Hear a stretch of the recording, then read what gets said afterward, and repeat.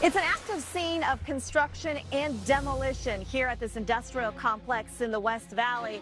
It was 1 year ago this summer when 80-mile-per-hour winds roared through here in one of the worst monsoon storms in recent history. We begin with first alert weather coverage as a strong monsoon storm hits the valley this evening. This is not the outcome we wanted. A 22-year-old warehouse employee was killed when the roof collapsed and walls came crashing down at this building, hit with estimated 80-mile-per-hour winds, one of 20 microbursts to hit the West Valley in about 90 minutes. Well, this one just hit just right to produce the significant damage across the west side of Phoenix. National Weather Service meteorologist Tom Frieders says microbursts are fairly common during monsoon season in Arizona.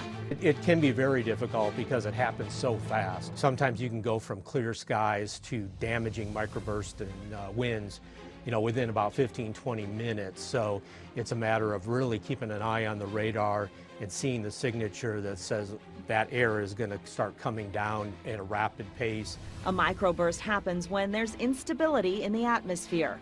Thunderstorms form, rain develops and cools the air, which then becomes more dense and comes crashing down, picking up speed as it moves through the hot, dry air below.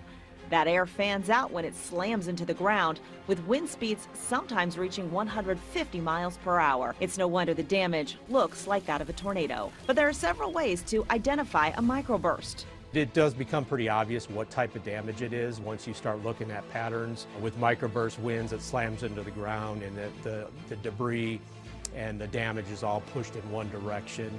A tornado, you're going to get some circulation, obviously, with a tornado, and so it's going to throw debris in multiple directions. Second, a very distinct radar signature. We're looking at different levels of the radar imagery, and at the closest one to the surface, you can actually see winds diverge in both directions as the winds slam into the ground, and it just kind of spreads out. There is no such thing as a microburst warning, but the National Weather Service often issues severe thunderstorm warnings during monsoon season, which include the dangers of a microburst.